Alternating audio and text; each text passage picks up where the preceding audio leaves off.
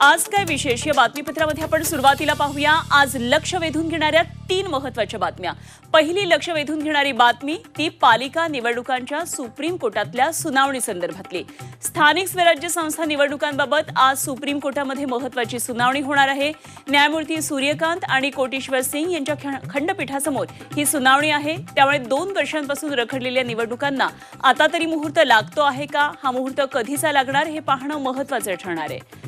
दुसरी लक्ष वेधून घेणारी बातमी ती म्हणजे राज्य मंत्रिमंडळाच्या बैठकीसंदर्भातली। या बैठकीमध्ये काही महत्त्वाचे निर्णय होण्याची शक्यता आहे। बीड प्रकरणामध्ये धनंजय मुंडेंचा तातडीनं राजीनामा घ्या अशी मागणी अंजली दमानिया यांनी उपमुख्यमंत्री अजित पवार यांच्याकडे केली आहे। राजीनामा न घेतल्यास थेट कोर्टामध्ये जाण्याचा इशारा सुद्धा दमानिया यांनी दिलाय आणि त्यामुळे आजच्या बैठकीमध्ये यावर काही चर्चा होतीये का ते पाहायचंय।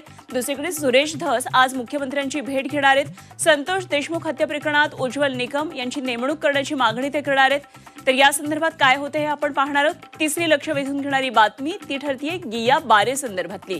गिया बारे या आजारामुळे राज्यातली आणि पुण्याची चिंता सध्या वाढत चालली आहे। पुण्यामध्ये गिया बारेचे रुग्ण 111 वर गेले, 17 रुग्ण गंभीर आहेत आणि त्यामुळे या वाढत्या रुग्णसंख्येचा अभ्यास करण्यासाठी केंद्राचं 7 सदस्यीय पथक पुण्यामध्ये येणार आहे।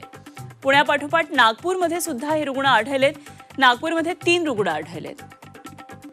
तर कोल्हापूरमध्ये सुद्धा आता गिया बारेचे रुग्ण आढळलेत आणि कोल्हापुरातली गिया बारेच्या रुग्णांची संख्या 2 इतकी आहे।